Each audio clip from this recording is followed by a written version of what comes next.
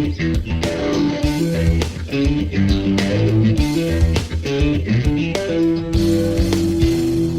I did. But can you see if I'm recording?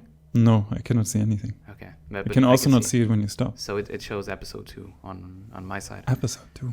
Episode 2! Yeah, have you listened to episode 1? What if we release out of order? You just stated it. We're just like the Fast and Furious, man. Wait, they came out with 4 after 5? So they have 1, 2, then Tokyo Drift. So this is release order. 1, 2, Tokyo Drift, 3, 4, 5, 6, 7, whatever. But Tokyo Drift comes between... it's either between 5 and 6 or 6 and 7. Wait, Tokyo Drift is later? Wait, no.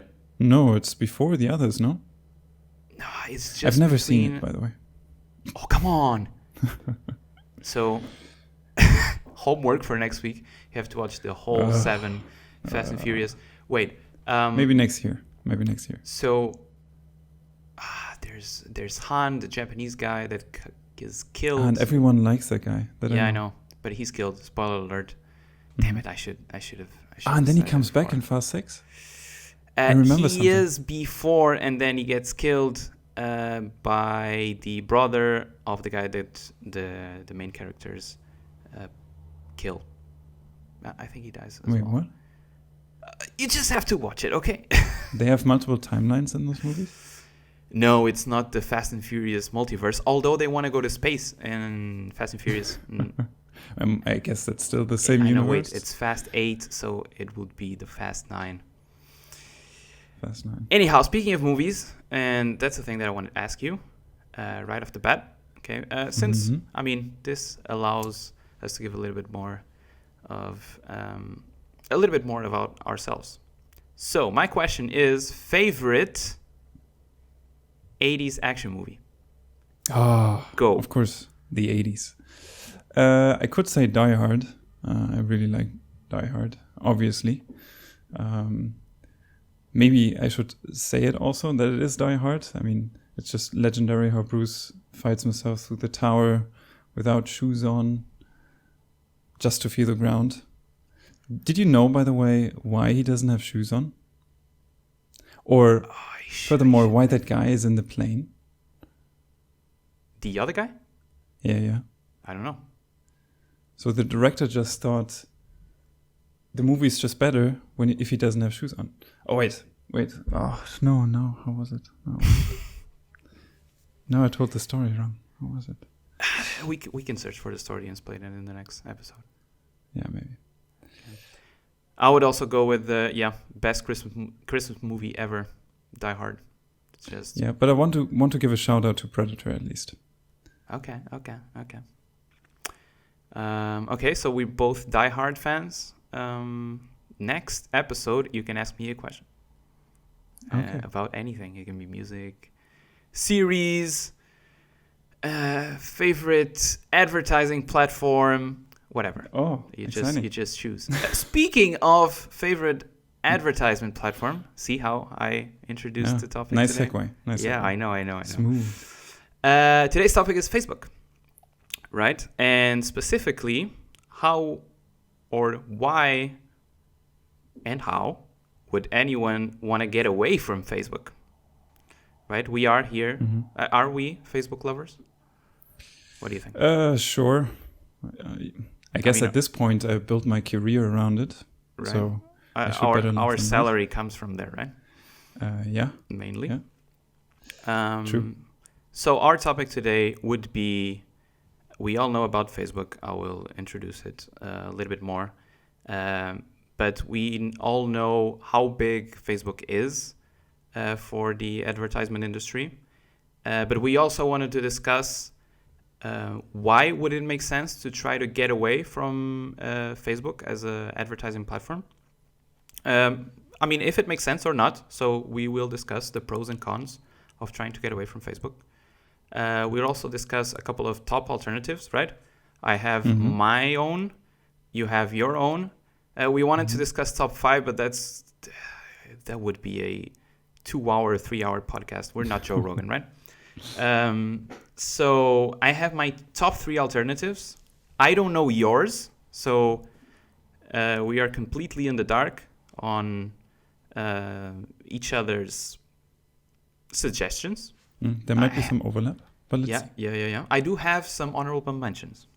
I have some. And then some expected results of you or anyone trying to get away from Facebook as an advertising platform. Does that make sense? I think it makes sense. Makes perfect sense to me. Awesome. So let's start with Facebook. Facebook came a long way since it was created in Harvard in 2004 by a guy that doesn't have a lot of money right now, right? Our dear friend Mark. And yeah, it is not only Facebook. It also, besides the social media platform that was created back then, it also acquired WhatsApp, Instagram, among others, and it monetizes its users through its own advertising platform, which we are discussing today, from which it made in the last quarter, so we're recording this in October 2020, so Q2 of 2020, the summer after the pandemic, it made... Q2 is during the pandemic. So Q2 is during the pandemic. Yeah, it's so it started in April. It made, drum roll,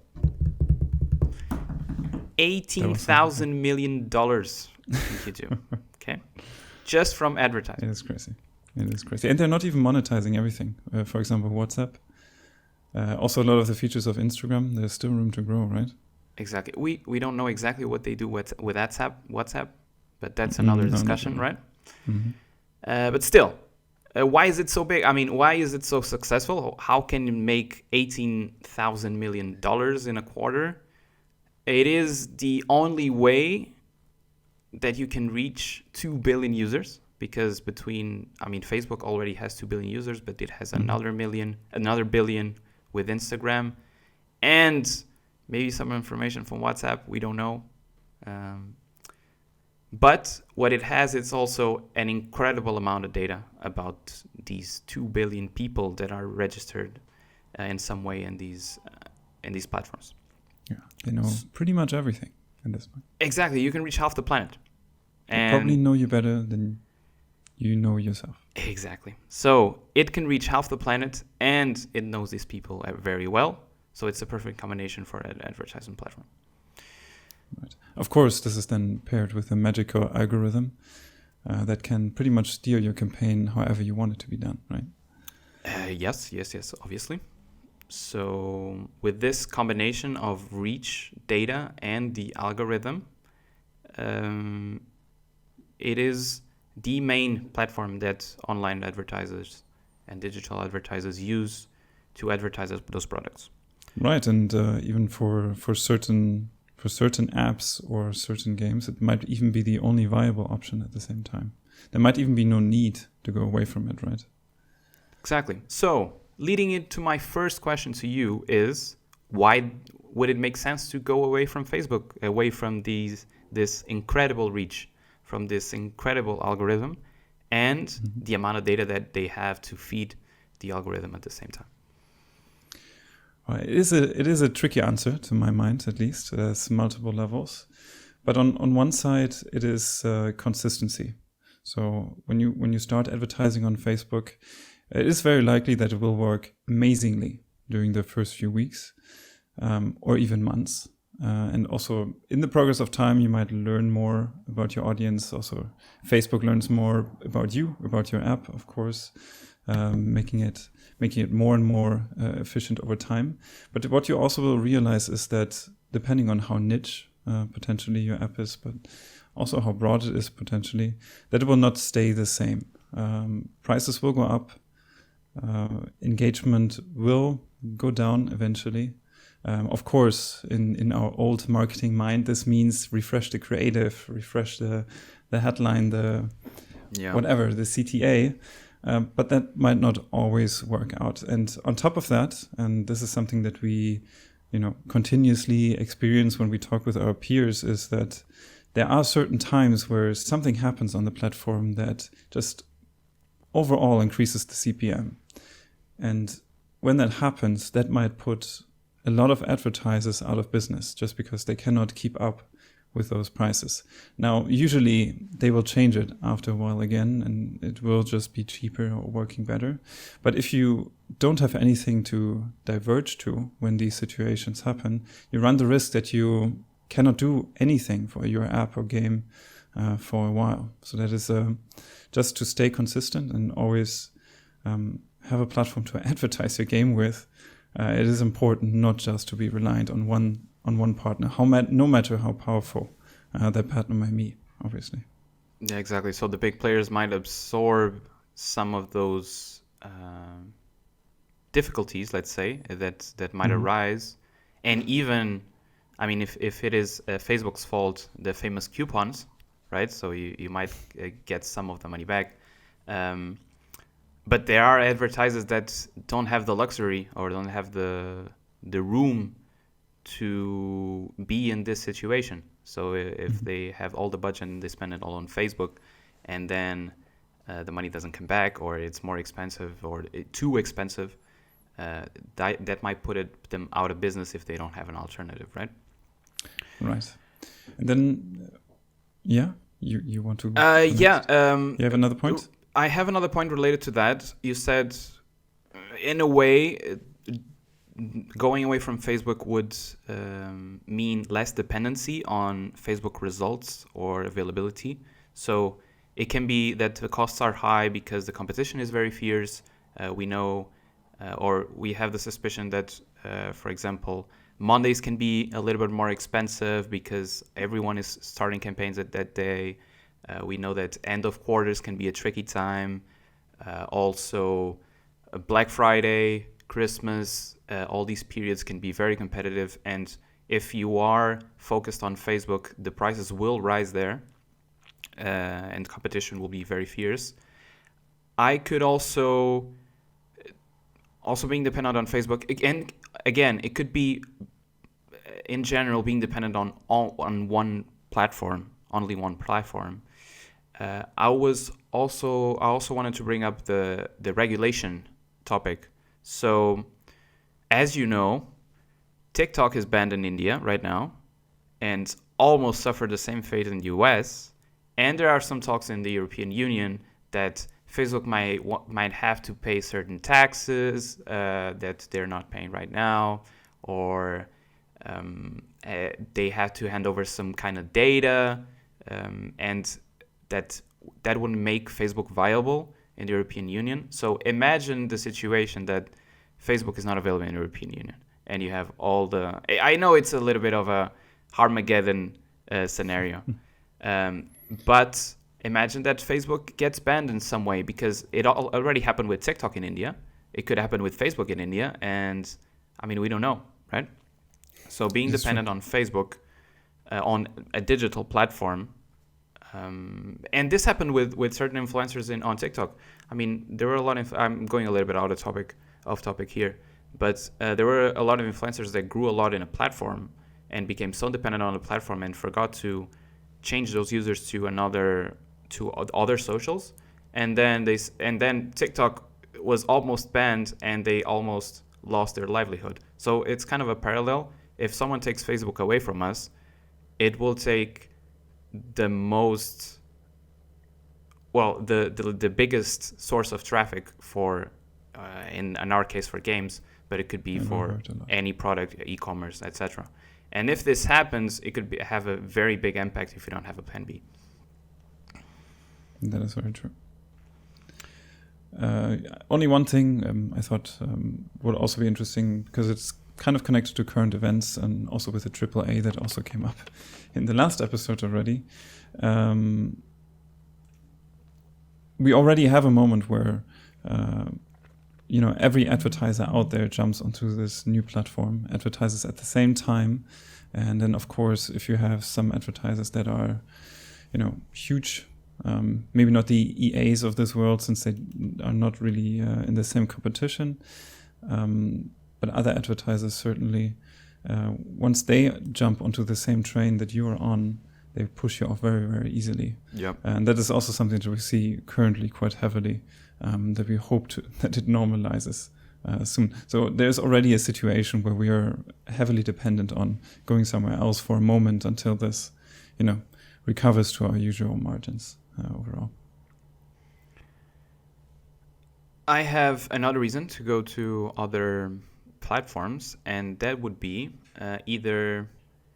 I have two reasons. One is cheaper prices. It is known in the industry that Facebook prices are going up and up. So and also that comes with the product. So you can expect some lower prices when you launch the product, the famous honeymoon phase from Facebook. But then prices will inevitably go up, and even when you start, the prices are already bigger or higher than a launch 2 years ago, let's say. So an alternative could be having or searching for cheaper prices. We know for a fact that TikTok right now is cheaper. Super cheap. Super cheap. Super cheap. Super cheap. It's awesome. So that might be an alternative. If users are too expensive on Facebook, it might make sense to search for other platforms where acquiring users are cheaper. It might be that these users are not as valuable as Facebook's, or that the algorithm doesn't work as well as Facebook's. But it gives you some room to test and to try and see if those users are a fit to your product. So if they are your ideal audience, or if you can find your audience in those platforms. Another one would be more value from each user. So I know that Facebook algorithm is very, very good, and it finds the users that will most likely convert in your product or game. But we know for a fact that there are certain channels, and I'm going to mention one, for example. I'm going to mention native advertising. I will explain it later. Damn it, spoiler.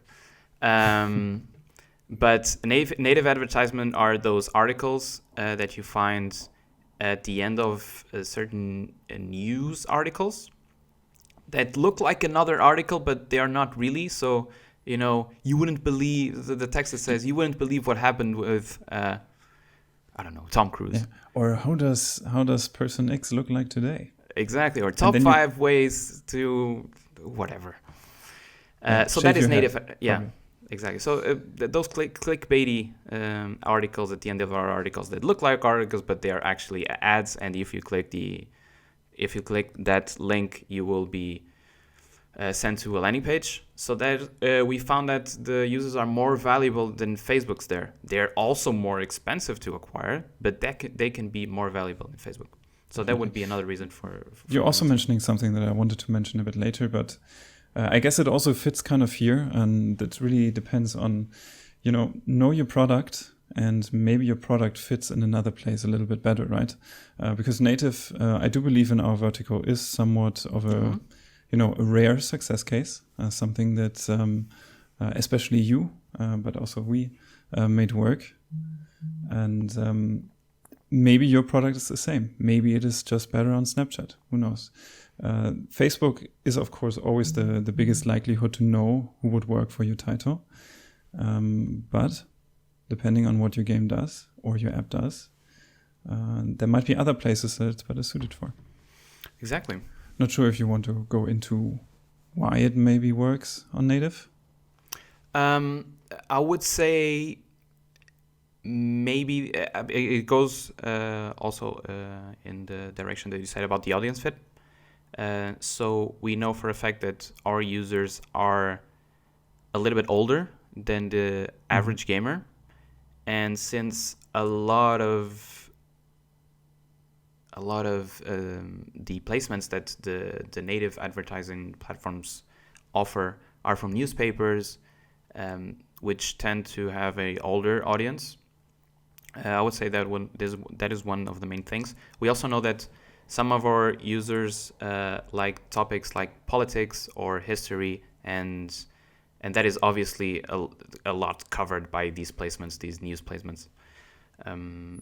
As you said, it might be the perfect fit, and it works for us because we have that audience, but it might be that a completely different product that has a similar audience. I don't know, people that are looking to buy a house, people that are looking for certain types of vacation.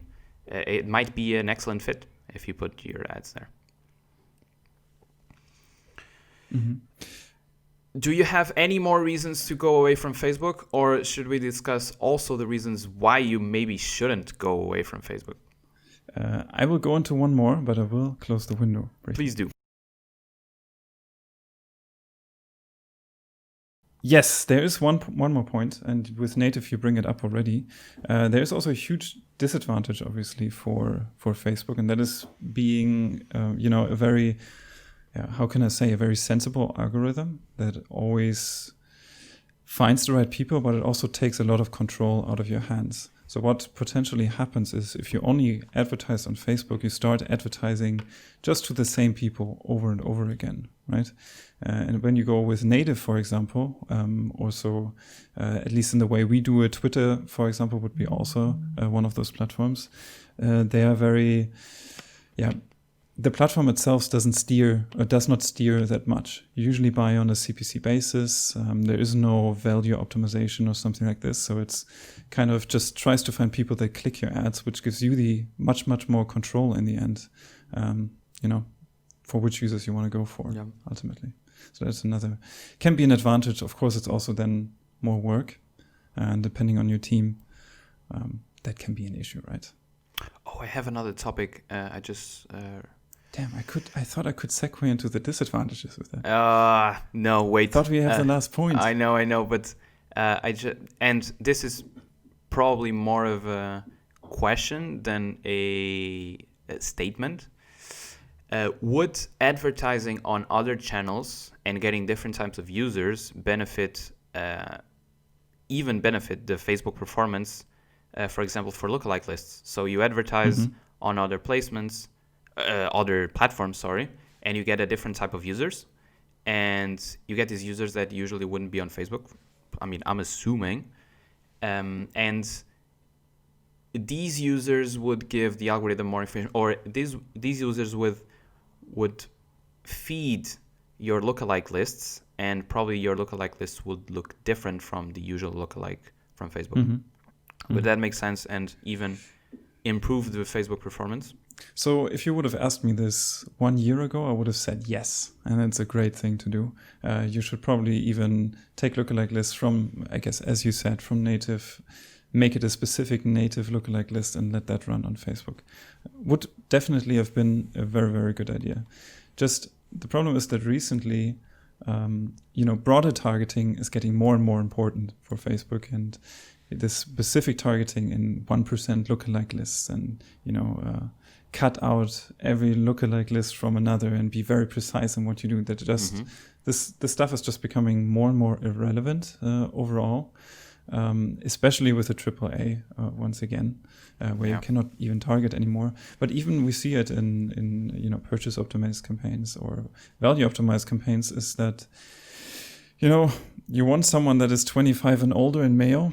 That's probably already enough for Facebook to know at this point.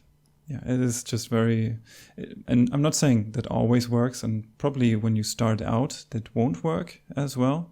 But if you have an app that already is, shared a lot of signals with the platform, then probably demographic targeting is something very interesting to expand your audiences as well. Okay. I have another question before we go into known. Yeah. So could we also assume that if we have a lot of different sources that links to your app or product? Well, usually I'm talking about app in this point. If you have different sources, would that improve your rankings? Besides having only Facebook. I guess yes and no. For the App Store, we know that. I guess we're talking about storefronts, right? Ultimately, yes. I'm not sure. I'm not sure about, for example, Google rankings specifically. That is a good point. Yeah, but sure we can keep it on the stores, App Store and Google Play.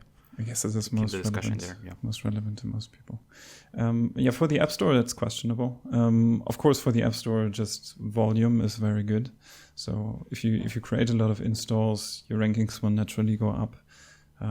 That is rather easy to see also.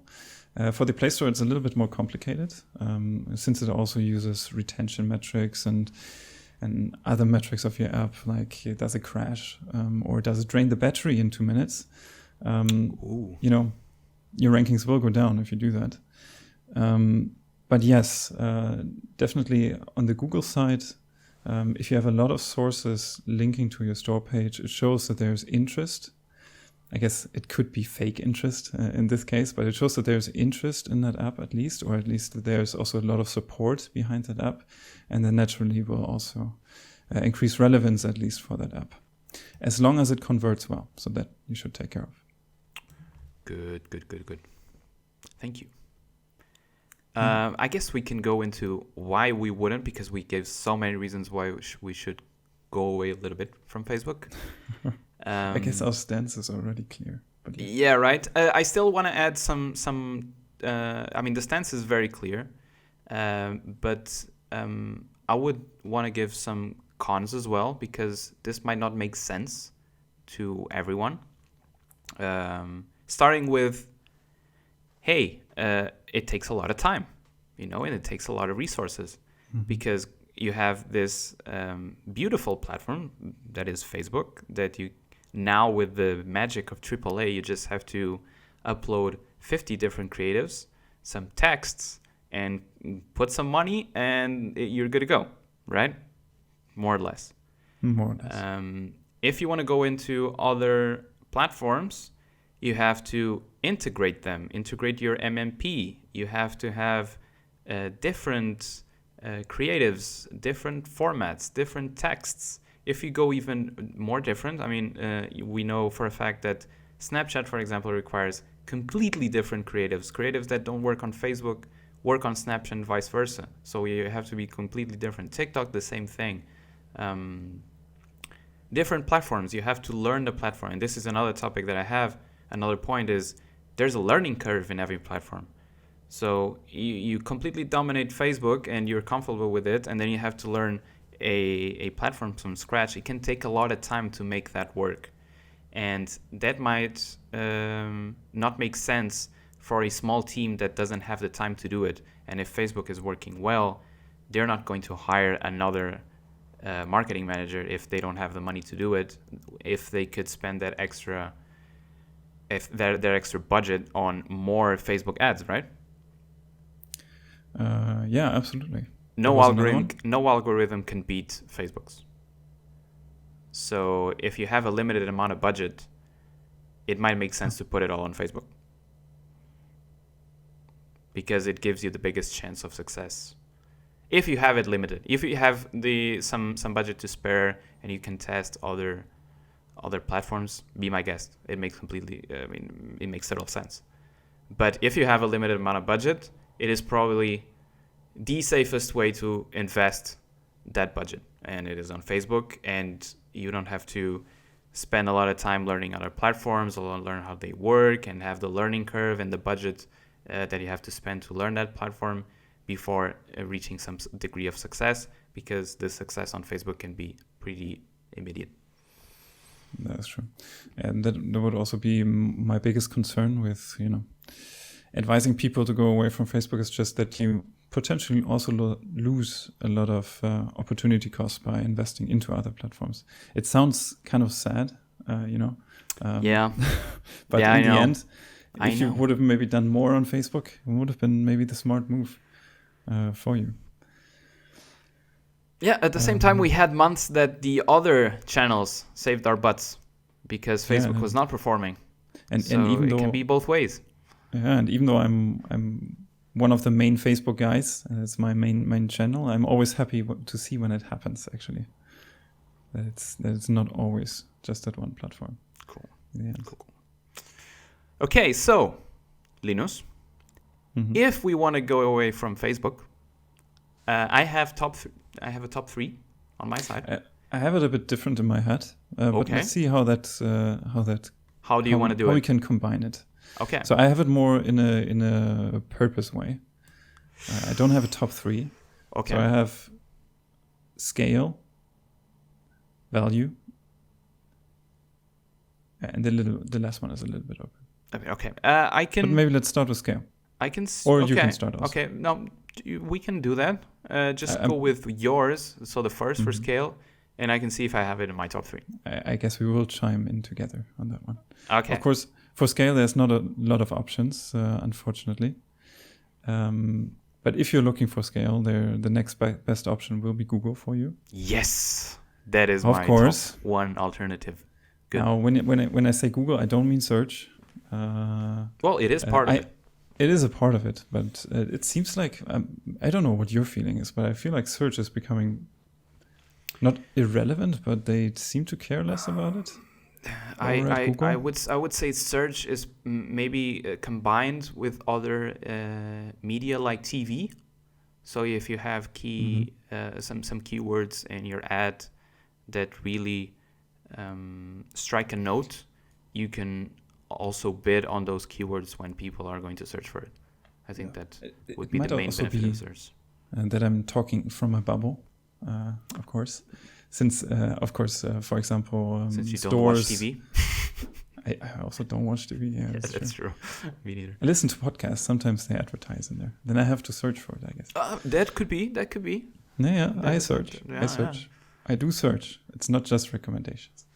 No, but I guess, for example, stores, they have to be relevant when someone in the area searches for something. That is something where search, I guess, is still pretty dominant. But when you think about gaming, it's getting kind of rough to really make it a meaningful size, at least when you talk about Google search. There might be some other search alternatives, but this one in particular for a gaming app seems difficult, so to say. Display is already a bit different. Technically, you're not allowed or not able to use it for app advertising normally.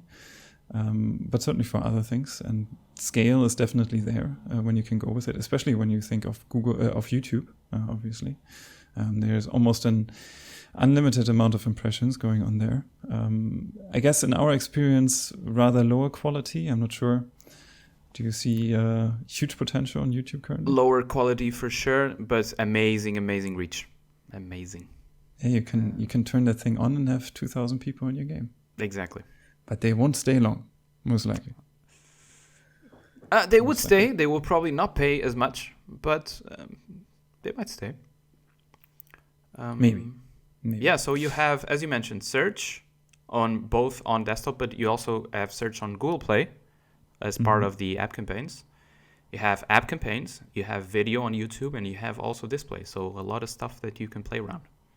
Of course, app campaigns I was then specifically referring to. And this is then the one that you can scale a little bit bigger. But depending on what kind of app you have, it might be a bit tricky to get that going. But certainly the reach will be there once you have it. True. I would add a couple of more topics on the Google side. From experience, I would say it's slightly pricier than Facebook. Yeah. At least on the mobile side. On the desktop side, it could be cheaper, but not delivering the same quality. It's a tricky statement. Yeah, it is tricky. I mean, I'm just saying all from over the place a little bit. Exactly. And I would also say, as a con from Google, they were in the black box business before Facebook. So we're now hearing about AAA campaigns and how they are completely automated, don't have to do anything. Google was already in that business a couple of years ago with Google App Campaigns. They were called Universal App Campaigns in the past, right? UAC, which then, of course, always conflicted probably for every company with UA costs. Yeah, that was not so a good terrible, call. terrible. Then I think it was ACs and then GACs. So GACs. Yeah, now it's GAC. Again, you can only choose the images, videos, text, everything works automatic depending on the bit that you put there, which kind of conversion you want to optimize on. It is what it is, right? There are some tricks to kind of steer what kind of traffic you want from it. But I guess we can talk about that another time.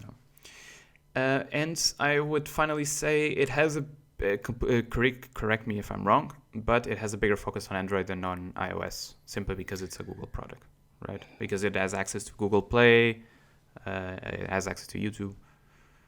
Well, the YouTube you can watch on both OSs, so that's not really valid. But at least the Google Play side. Yeah, I mean, they give you the option to run iOS on it. From what we hear from most people, it's not as good as the Android side of things. And then, of course, with next year, it will probably not really work on iOS anymore. Anyway.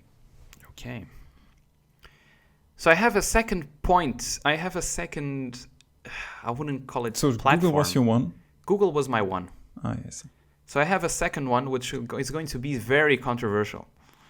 But that's why we're doing a podcast, right? So also for scale, since we're splitting it between scale, value, and what was the other one, the mixed one? I left it open. Okay, I left it open. So let's see how we call it afterwards. Okay, so I have one that gets amazing scale, and it is influencer marketing. I have it in my top. Okay, I mean, it can give you. So for what do I understand by influencer marketing? By influencer marketing, I mean a company or a brand contacts an influencer, and this influencer does a video about the product, or it does an integration. So it can say this post or this video is sponsored by this company or this product, and then it has a trackable link on the description that the users, the followers or fans of this influencer can click, and they can try the product, or they can get a discount or whatever. That's what I understand by influencer marketing, what we're defining here. This can have amazing reach, obviously, because the offer, I mean, the amount of influencers in this world is almost unlimited. So you can reach almost everyone if you choose the right influencer. So that can give you insane reach, right? It can also be very expensive, but if you book a top TikToker right now, I'm talking a lot about TikTok, but if you book a TikToker, you can reach probably, if you book several posts or something, they have 60 million followers, the top TikTokers. So you could reach effectively 6 million people. I don't know how many followers does the top YouTuber have right now. I wouldn't. It's still PewDiePie. It's probably PewDiePie. I don't know. 60 million? Yeah, around that. So you could you can reach instantly 60 million people, and you can book different ones. So you can just add several. But there is a caveat to that, right? With reaching people. For example, with PewDiePie, he may have 60 million subscribers, but his engagement rate, I'm not sure if you wanted to talk about it. I completely agree. I completely agree. The reach would not be directly the subscriber numbers. You could reach a big percentage of that if the engagement rate is good, and you would also have to take into account while selecting influencers. But that's a completely valid point, that you should focus on views instead of subscribers. But still, you can reach a crazy amount of people with those numbers, and they can be very, very engaged, right? Because there's this feeling of helping the channel, or if the influencer is truly interested in these products, they connect with the influencer and they want to help it, and they want to help the influencer, or they even want to be part of it. So I have two examples about this. As you know, we are big fans of Marques Brownlee, MKBHD. Awesome. MKBHD. And he was doing a video about iOS 14 and how you can customize some certain icons. Now, there's a certain way, I have to dig deeper into it. I have an iPhone, but I have to dig deeper. And you can customize the icons. And he showed, in good faith, a designer that designed some icons for iOS 14. And his sales went through the roof. So I want to say, I still have to check for values. but I want to say he made 100K in sales in a week or in 2 weeks, because Nice. MKBHD showed a video about his icons. Now they have a collab even. They have a special Marcus Brownlee icon set that you can buy for $20 or something. But, I mean, Marcus showed the icons on a video, and the guy made 100K like this. I have another example. But I have a question. Yeah. And it is not directly related to the topic. So these custom icons, do they still have to be shortcuts? I think they do. Oh. Yeah. Yeah, so I might take... I still have to investigate. But I think they do. So the current setup is still, you press the button, it opens a different window. And then opens the one And that then we... it opens, yeah, yeah. I think So it's that's kind it. of not a shortcut anymore. That was the example that I saw. Interesting. And still 100,000 people. 1,000 in revenue, not people. But yeah. Still impressive. It's impressive. So even though the product is flawed, he had quite an impact. Yeah. For sure. I mean, the icons are very, very nice. Super slick. They're awesome. Second example. And I'm going to talk about TikTok again. I mean, I'm watching way too much TikTok. But I think this came actually from Twitter. The biggest, maybe not the biggest, but the second or third biggest, Charli D'Amelio, a TikToker, she collabed with the finance app Step. Okay. And that collab took Step to the top 20 of the App Store in the US. That single collab. That's really crazy. Yeah. How many views did that video get? I'm not sure. I would have to check. But it is crazy. So it is a app. It is a finance app targeted to teenagers. Who's the best, or which one is the best platform that you can use to reach teenagers? TikTok. Let's just book the biggest TikToker there is there. Boom. No. You are in the top 20. And advertising banking apps is rather difficult to make, to have people make a new bank account. It's one of the most challenging things you can do, because everyone hates that stuff. So I think if you can get the perfect match on audience, reach can be very good, and also engagement and value can be very, very, very good. I also have a little. If you still, you can finish. I was going into cons of this basically. I still have some interesting developments that I at least see on the influencer side, which might also make it more interesting to people maybe less engaged with TikTok, like me, for example. Yeah. Even though I should be at the same time. So there are now slowly platforms popping up where you can actually buy content from influencers, or even talk directly with influencers about collaborations, for example. One example is as often mentioned already, TikTok, where they have a so-called creators marketplace now, where you can just simply, buy a clip from one of the TikTok guys, slap your install thing on it, and push the TikTok essentially. So you don't actually buy, or you don't actually not buy anyway. You don't buy influencers. You don't pay that influencer directly, but you just push his TikTok to the top of the platform.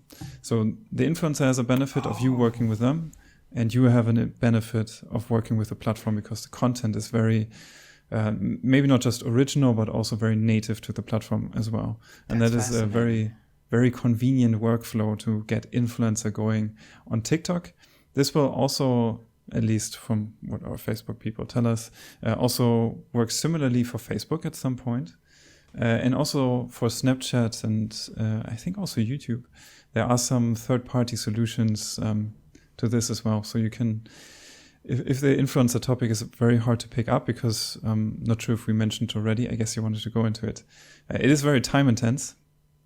Definitely. So it requires a lot of testing, because it can be hard to find the perfect format, to find the perfect channel, You have to spend a lot of time managing contact with influencers or agencies if you don't have the time to do it yourself. So there's a lot of process in prospecting and contacting influencers, negotiating pricing, reviewing integrations as well. So it's very time consuming for sure. So these platforms can help with that a little Yeah, bit. definitely. And it's fascinating. It is a win-win for both parties directly.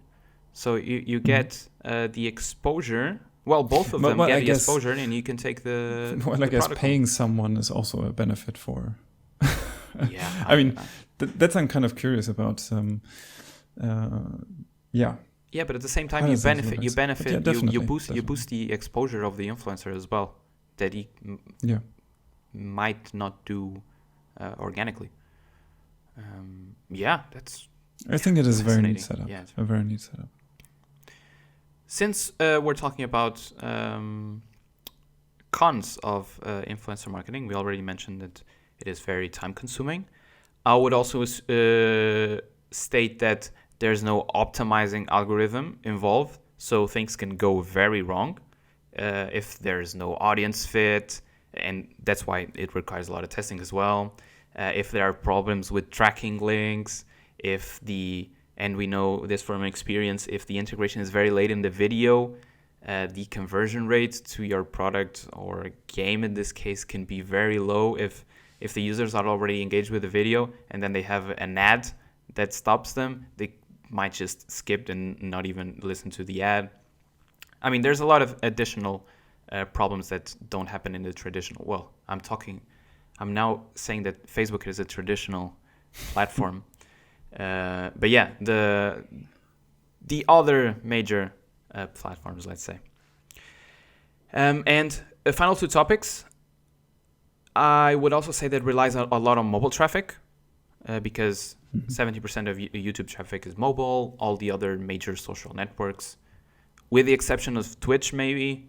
Twitch is probably still desktop heavy. Desktop. But all of these are mobile focused. So Instagram is mobile focused, Snapchat is mobile focused, TikTok as well. It might not be a perfect fit for your product if you are maybe a little bit more based on the desktop side.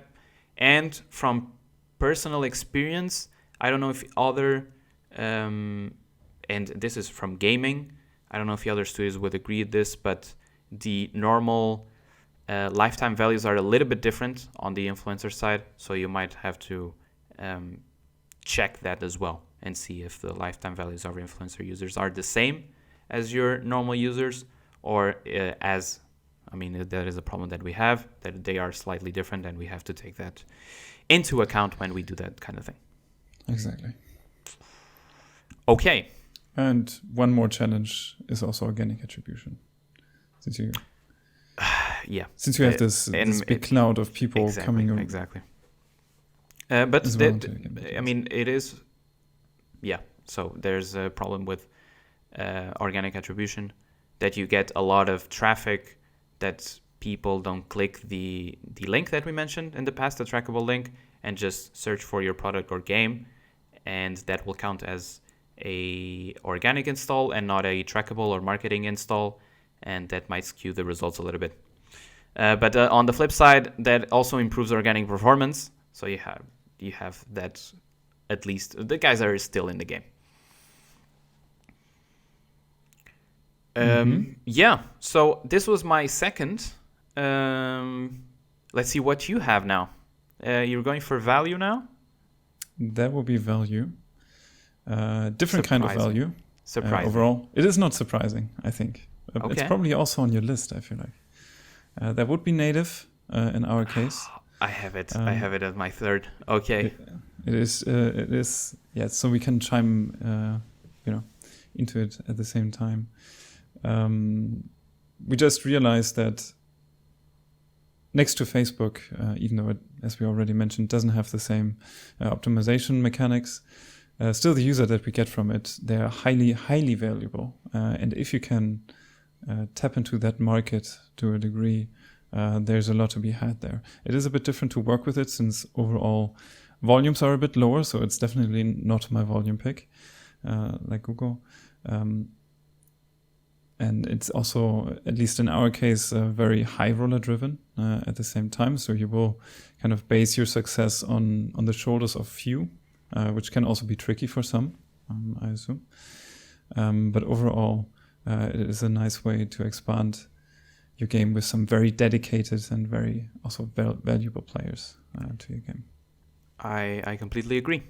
I would add on top that you can use some of the Facebook creatives as well. So the formats are similar in most of the platforms. So you can take a lot of what worked on Facebook, and that might, I'm not saying it will work, but might work on the native side. As a pro, on the not the flip side, but as a counterpoint to all that native ads can offer, I would say there's usually no algorithm involved. So there's a lot of manual optimization, especially on the placement level. So what I mean by this is blocking or boosting certain website sources or maybe creative performance. Because we know that some websites are very profitable and some are not, and we can do this on the platform. We can block and boost depending on the value that those users bring in. That means there's a lot of time dedication. So if we have to optimize, there are some tools that let us optimize this automatically. Maybe Brax, I think. But for example, Outbrain already has some rules that we can set. But still, it requires a lot of investment in that to make it work. So it's definitely not for scale, like you said, but it can definitely be and bring in a lot of value. Definitely. And what you just said, and we mentioned it before, I would also, it is a negative side. There is a lot of work and that there is not this algorithm that does it for you. But at the same time, it's also nice to have that control back sometimes. Yes. And I think in this case, it's very nice to have that control back about what you do, actually. That's what I like about it. Okay. You have a third one, right? I do have a third one. I'm out of picks. You're out of picks? What? I have honorable mentions. Okay. I have honorable mentions. Maybe I can say honorable mentions and then you tell me if they are in there. Okay. So speed round. I have Amazon ads because it can be very useful for e-commerce products. We're obviously talking from a gaming perspective, but it can be very useful for e-commerce. I have Twitter ads, useful to reach people that are discussing live topics of conversations. I have Bing ads because it is cheaper search marketing than Google. And typically higher converting and more valuable on average. At least in our vertical. And I would also add that Microsoft is working on integrating native ads with Bing ads. That will actually, we have to check tomorrow. We have a test running. We have a test running. Maybe we have some update next week. And finally, rewarded video ads. So I'm talking about platforms like Unity Ads, ironSource, Fungal, etc. That can be combined with playable ads that can offer a test of what's coming in the game. Although a lot of people use these ads, the playable ads, with a completely different gameplay from the actual gameplay of the video. Yes, I'm talking about Hero Wars, but still, and they also have an excellent reach. They can reach a lot of apps that integrate with these platforms. So, do you have any of these in your? No, you didn't mention it. No, you actually did not. Which one? Now I'm curious. Maybe because I am working on it and you're not. But I don't want to call out a specific partner, although I will, of course. Shout out to. I think we will. Shout out to? Shout out, yeah, you're shouting. Yeah. Not yet. Yeah, this podcast is sponsored by. Come on. No, I'm kidding. No. But if you want. Maybe at the end. Yeah. So I don't really know what I would call, that genre of platform. Okay. I'm talking about Misplay. That is one that does this, but it's not the only one that does it. And it has certain advantages. Of course, it also has disadvantages overall. But I think it's a very nice platform, or other platforms like it are very nice, because it's something that you set up once and it kind of runs. And you also learn a lot from it. So what do I mean by that? They have a fixed user base. So they have like a storefront almost that they acquire users to. And they also learn about the interests of those users, how old they are, gender, etc., etc. And then in their platform, they recommend apps. We are one of those apps, obviously. And within that app, we are positioned differently depending on how we perform for Mistplay, for example, and where we want to be shown, for example. So we can specifically say we only want to be shown for strategy users, for example, or role-playing users, or someone that likes casinos. Why not that as well?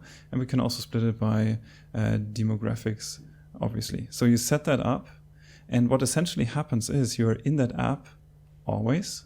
You pay on a CPI basis, but they will acquire users. So it's kind of this thing that always runs at your side. It doesn't need a lot of work. The only work that you have is, of course, the first setup. But since as a sensible marketing person, you have a proper ASO, for example, on the Play Store. Coming from that, it's just very easy to set up other stores, of course. And Mistplay is not too dissimilar from that. And what I specifically like is, one, of course, retention is amazing, since often there are mechanics like achievements on the platform or currencies that you can earn by doing certain things in those apps that you download from that platform, for example. And that inherently already increases retention. So the user is kind of forced to use your app a little bit more, and that might be enough already to get them to the point where they're actually invested and want to pay. It can also happen that people will just open your app and get some type of bonus from that. Of course, you should put certain mechanics into your game that kind of prevents this from happening. For example, or just setting up higher goals on the platform that they have to achieve to get something from it. Where they just have to engage differently with your app, for example. That could fix it already. The other side is that you also learn a lot. For example, when we started out on those platforms, we quickly learned that there is at least a subsection of females that will play our games. Typically, our games are very, very male-driven, but we could see at least a sizable amount of women playing our game that also monetized quite well. We also saw that gamers of different genres, like I mentioned already, casino, also role-playing we saw works quite well. We even saw puzzle gamers that kind of liked our games and kind of monetized well as well. And that was something that we never really looked at before. We did try to emulate that success on Facebook, of course, afterwards, as you always do. It did not work out that easily, but it's still certainly a very interesting learning. But that's a good point that you just mentioned. Searching and trying new stuff outside of Facebook then can, and in this time it didn't work, but you can take some learnings and try them on Facebook as well, and it might benefit Facebook in the long run as well. You mean it benefits Facebook for you? Exactly. So if you find in these platforms, in this case Mistplay, that a certain group of users is interested in your game, you can take those learnings, go back to Facebook, and target them on Facebook as well. It didn't work, but it might. In this case, right? But it might. Yeah. But I think the ultimate kicker is really that it's this thing that you do once, and it will just work for you, as long as you want it to, essentially. Okay. I would say beware of the evaluation of these campaigns, because at least on retention, data is obviously skewed, because these users are incentivized to come back to the game. So it would be more than normal or usual to see our usual retention numbers tripled in these campaigns. So they cannot be evaluated at the same time. You can even see amazing pay rates but then the users don't pay a lot. They just pay what the app asks them to pay. So we might have to be careful on that side.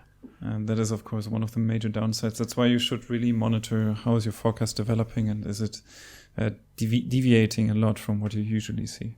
That is definitely a big problem with those generally. Awesome. Do you have any other suggestion? Maybe honorable mentions? Now I feel like I called out Misplay, and I should call out some others. It feels weird to always talk about a specific. Are there any Snapchat, TikTok alternatives? Exactly. We would have Snapchat and TikTok as well if we were running a teenage or young adult game. That would be the ideal platform to advertise. That I don't have them in here because, as you know, we advertise a older male to an older male demographic. So, I mean, we're seeing some results lately. We've seen right? successes. Some Just successes. because that is the case, you should not try it. Exactly. Or you should, yeah. But yeah, it is looking for this audience game fit or audience game product, and yeah, try it out. So we did not find a name for those platforms yet, right? Like a social app store. Sorry, I'm going back to the Misplay topic. Misplay. Yeah. Social app store? Recommendation. Social recommendation store. Something like I that. don't know. I think they still need their own they, genre of platform. exactly. Those platforms. So you have I guess social media. typically you would say incentivize traffic, although they will tell you they are not incentivized. Yeah, but they need their own brand. We have the native ads, we have the rewarded video ads, we have the social media ads. They need their own thing to be recognized. Okay, so we made it to the recommendations, and I would finalize this session with what can we expect from testing these platforms and incorporating new platforms, or just going away from Facebook. What can someone that is now starting to do that, what can he expect of these efforts, let's say? I think we touched already on we touched a bit on certain topics, yeah. So I think for me personally, maybe like this, it is stability. Just being dependent on however Facebook swings in a certain month is not a good feeling, and it will swing. It will not always look great. So that is the major thing for me, and it is the major thing for me because, as mentioned before, audience exploration is very nice, but it might not always pan out as you expect it to. But certainly that is another benefit of this. Related to stability, I would picture it like a percentage of revenue, for example, outside of Facebook.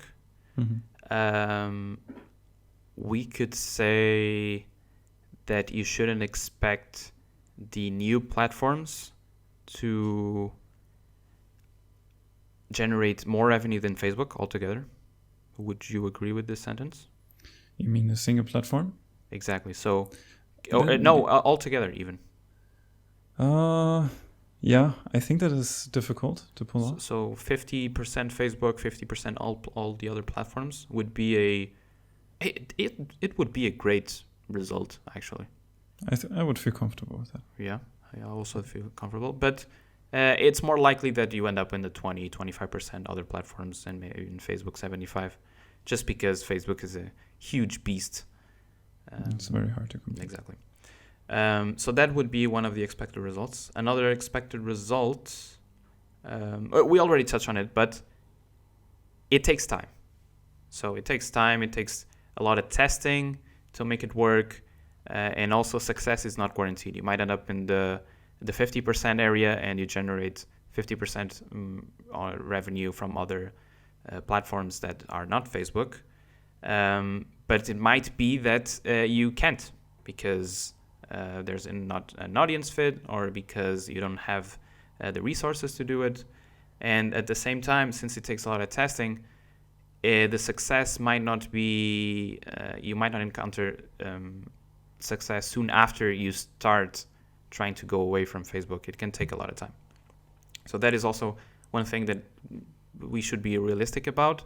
It's very nice to try to get stability out of Facebook, but that requires a lot of our hard work, and we should be honest with it as well. I also think that is a very, very tricky thing to do. If you once are kind of not convenient, but you're kind of used to how easy it is on Facebook, it's very hard to start with a different platform when it doesn't look great from the beginning. And it's very hard, even harder, to not get discouraged quickly. So at least in our past, we often had the case that we would start a platform, we would try it for 2 weeks or 3 weeks, and we'd see, yeah, it is slow, it's not really working out. We're spending a lot of time on it, and then looking at Facebook at the same time, it was always kind of, does this really make sense right now? So you really have to fight a little bit, be, courageous, and fight through the bad numbers to really get something else going, probably. Again, we are on team trying to get away from Facebook. Sure. So But we should say it's not easy. Exactly. But do try it. Definitely. Yeah, I think that's it. We discussed everything. I think we discussed everything. It was a pleasure, always. Yeah, as always. And yeah, don't forget, next time you will have to choose the question for me. So we can know a little bit more about both of us, and it will be a surprise. So I will not know the question. Till then, yeah, stay safe and see you next time. See you next time.